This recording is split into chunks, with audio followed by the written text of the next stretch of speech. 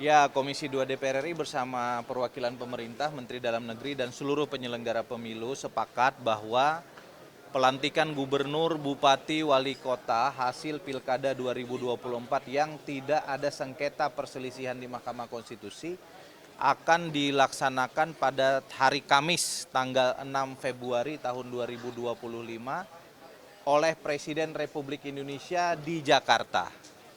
Jadi baik gubernur, wakil gubernur, bupati, wakil bupati, wali kota, wakil wali kota, seluruhnya yang melantik presiden. Dasar hukumnya adalah ketentuan dalam pasal 164B Undang-Undang Nomor 10 Tahun 2016 di mana presiden sebagai kepala pemerintahan berhak untuk melantik bupati, wakil wali kota secara serentak. Kami telah melakukan analisis hukum yang mendalam dan tadi rapat dilakukan dengan terbuka, transparan, publik bisa melihat bahwa secara yuridis kami tidak ragu sama sekali untuk mengusulkan tanggal 6 ini untuk dilakukan pelantikan serentak, dan saya kira ini juga adalah satu sejarah baru bagi Indonesia. Bukan hanya pilkadanya yang serentak, tapi pelantikannya serentak dan dilakukan oleh Presiden. Pak Mendagri tadi bahkan mengatakan mungkin dalam sejarah bangsa kita baru kali ini Presiden akan melantik gubernur, bupati, wali kota serentak. Kalau pertanyaan berikutnya yang bersengketa bagaimana? Ya kita tunggu hasil putusan MK. Karena amar putusannya tentu nanti berbeda-beda. Yang pertama ada yang nanti akan ditolak berdasarkan dismisal proses di MK. Yang itu nanti mungkin akan jauh lebih dulu putusannya. Kita prediksi sekitar pertengahan Februari. Dan kalau di exercise nanti silahkan ditanya ke Pak Mendagri secara teknis. Mungkin mereka akan bisa dilantik di pertengahan Maret tahun 2025. Paling cepat. Sedangkan bagi mereka yang diteruskan prosesnya oleh MK, tentu kita akan mengikuti seluruh amar putusan MK. Apakah ditolak? Kalau ditolak, prosesnya kira-kira 1 bulan setelah itu bisa dilantik. Kalau kemudian ada yang pemungutan suara ulang, kita laksanakan dulu. Perhitungan ulang, laksanakan dulu. Atau putusan-putusan yang lain. Yang tentu tidak mungkin seluruh kepala daerah yang diputus oleh MK itu bisa dilantik berbarengan. Jadi sifat keserentakannya itu tidak dimaknai seluruhnya serentak setelah seluruh putusan MK selesai dan dieksekusi. Tetapi kemudian keserentakan itu kita maknai sebagaimana yang saya jelaskan, dan itu ada sandaran hukumnya semua, baik di Undang-Undang Nomor 10 Tahun 2016 maupun di Peraturan Presiden Nomor 80 Tahun 2024. Terakhir yang ingin saya sampaikan adalah bahwa kami memohon kepada Pak Mendagri untuk menyampaikan kepada Pak Presiden agar Perpres nomor 80 tahun 2024 itu segera kita revisi, karena paling tidak secara esensial tanggalnya berubah. Dari yang awalnya tanggal 7 untuk gubernur dan wakil gubernur dan tanggal 10 untuk bupati wali kota sekarang menjadi tanggal 6 Februari. Dan dilantik serentak di ibu kota negara oleh Presiden. Nah, hal-hal lain saya kira kita beri kesempatan kepada Pak Mendagri. Saya berharap pelantikan serentak ini juga menjadi ajang bagi Pak Presiden untuk menyampaikan visi misi beliau dan pembekalan penting kepada kepala daerah terpilih kita agar terjadi sinkronisasi program Presiden dengan gubernur, bupati, dan wali kota di Indonesia.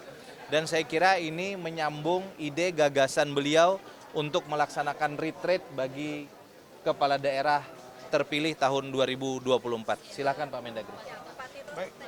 Pertama saya menyampaikan apresiasi yang tinggi kepada DPR RI, lebih khusus Komisi 2 DPR RI.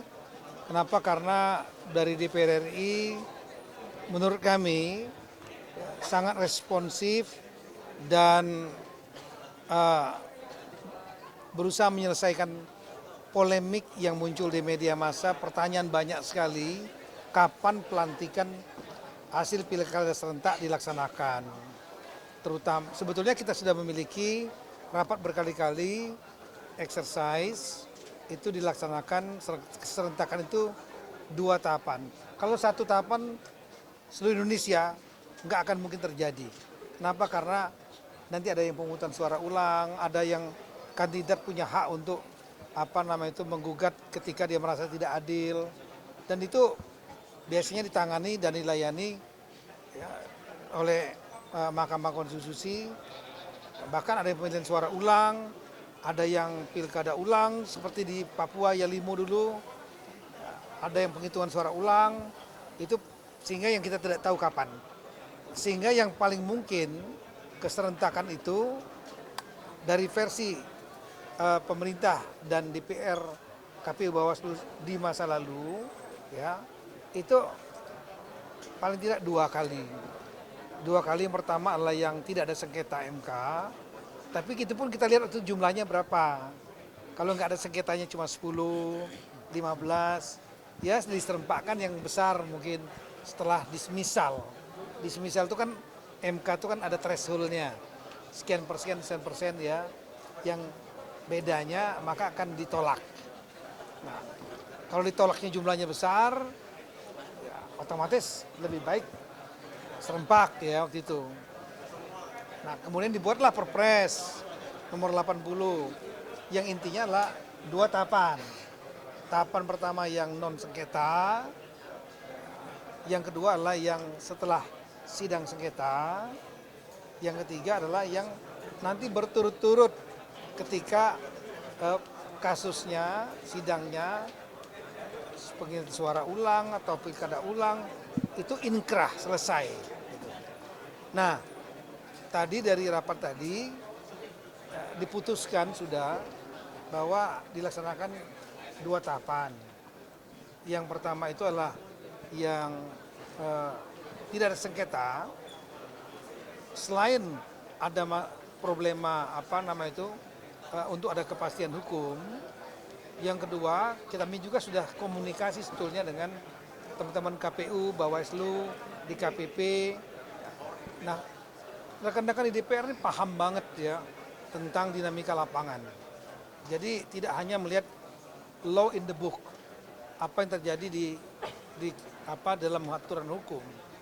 Aturan hukum juga debatable, tapi di lapangan karena beliau-beliau sudah di dapil, memiliki dapil, kenal dengan kepala daerah ya. Di daerah itu sangat menunggu kepastian politik yang berimbas kepada dunia usaha, para pengusaha wait and see mereka. Nunggu siapa kepala daerah baru, nanti berurusan sama siapa. Itu penting sekali. Kemudian juga masalah sosial, karena pemilu, pilkada, itu kan pasti membuat keterbelahan pilihan-pilihan. Nah, sehingga jangan berlanjut, biar kalau sudah dilantik makin cepat, ya mereka bersatu kembali masyarakat.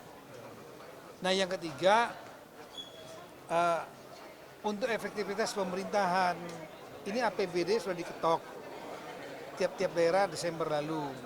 Sebaiknya yang mengeksekusi adalah kepala daerah terpilih, karena dia memiliki janji politik selama 5 tahun ke depan. Makin cepat dia dilantik, makin baik ya. Kemudian yang ketiga, juga untuk menghindari potensi moral hazard. Kalau saat ini nggak dilantik ya lama, sekarang ini dijabat banyak oleh PJ, juga definitif yang mungkin nggak terpilih, definitif yang tidak ikut pemilihan, ada juga yang sebagian definitif yang terus berlanjut menang juga. Nah ini jangan sampai nanti ada moral hazard, mutasi-mutasi yang transaksional, yang nggak bagus lah.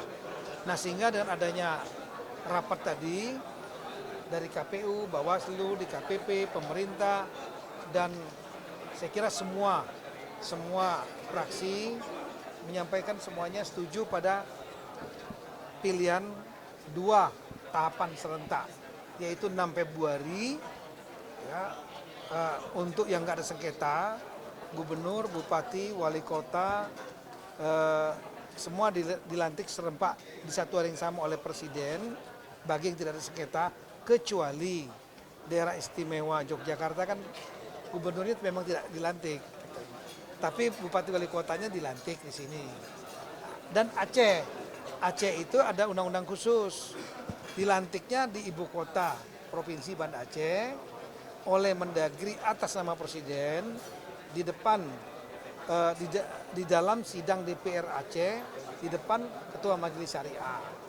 Bupati wali kotanya juga sama, ada keturunan khusus, lex spesialis, yaitu dilantik oleh gubernur di depan Ketua Majelis Syariah di DPRK masing-masing. Kecuali itu. Nah nanti tahap keduanya kita melihat proses dismisal yang informasinya tanggal 13 tapi 15 diserahkan hasilnya kepada KPU. Nah kalau jumlahnya masif sekali banyak ya kita akan lakukan pilkada serentak, nanti diaturnya di dalam perpres yang nanti perpres 80 itu akan direvisi ya. Saya kira itu, makasih Itu banyak. kan setelah ini akan bertemu Pak Presiden ya di sidang kabinet ini juga. Saya akan lapor Berarti akan Yes. cepat langsung keluar perpres atau seperti apa Pak? secepatnya. Berarti di Jakarta Saya upayakan sebelum tanggal 6 sudah harus ada perpres. Pekan ini Karena ya, Pak? karena perpres itu menjadi dasar pelantikan tanggal 6 itu. Pekan ini Pak Tito? Pekan ini kami akan ajukan draftnya. Tapi kalau keputusannya kan tanda tangannya kan nanti Bapak Presiden kalau setelah mau keluar kota ya. Untuk pelantik Yang penting kan perpres itu lahir sebelum tanggal 6. Berarti pelantikannya di Jakarta ya Pak, ibu kota negara? Di ibu kota negara, Jakarta. Masih Jakarta ya Pak ya? Jakarta kan statusnya sekarang adalah Masih ibu kota. daerah khusus Jakarta, nomenklaturnya, tapi masih sebagai ibu kota negara. Sebelum ada kepres. Ibu kota negara pindah ke IKN ketika setelah adanya kepres sesuai dengan undang-undang IKN.